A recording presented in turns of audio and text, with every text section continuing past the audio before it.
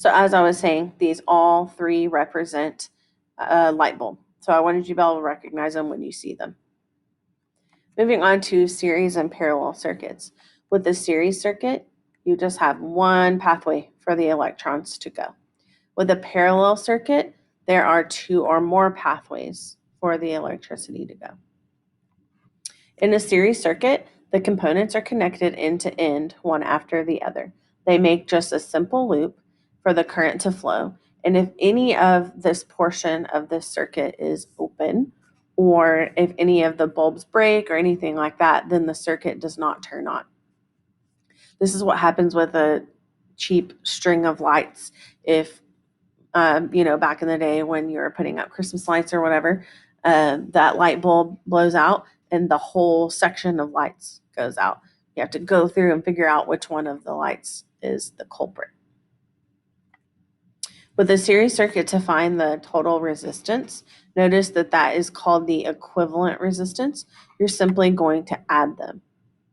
So to find the equivalent resistance with a series circuit, you add each resistor together.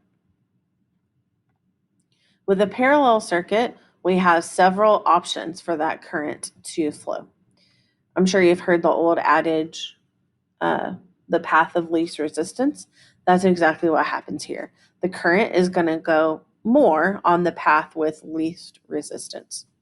The advantage of having a parallel circuit is that if one of the light bulbs goes out or if one of the pathways is open, then the other ones still work.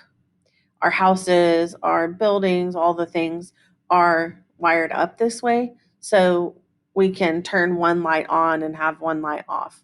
Or so if one circuit blows, then the other still works.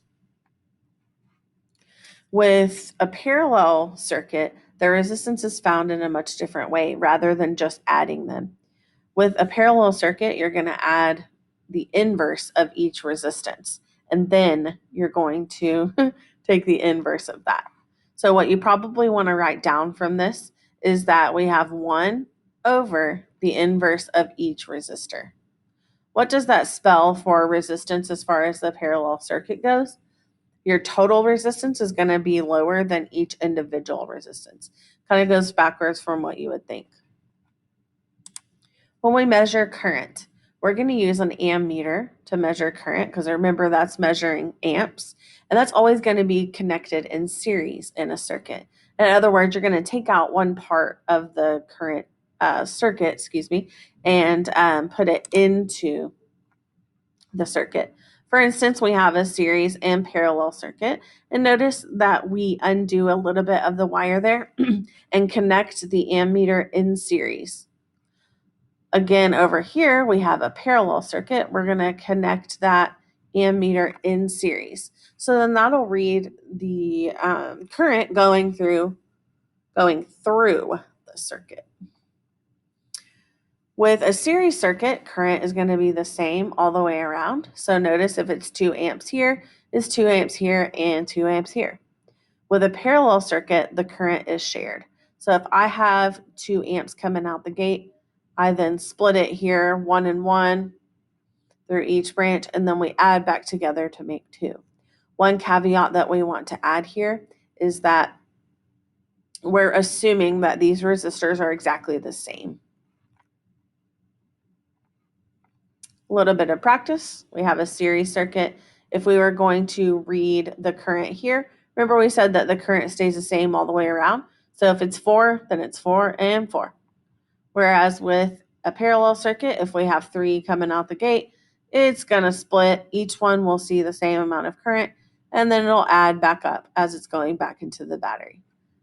Again, remember that caveat about those resistors all having to be the same. If they're not the same, they're not going to see the same amount of current.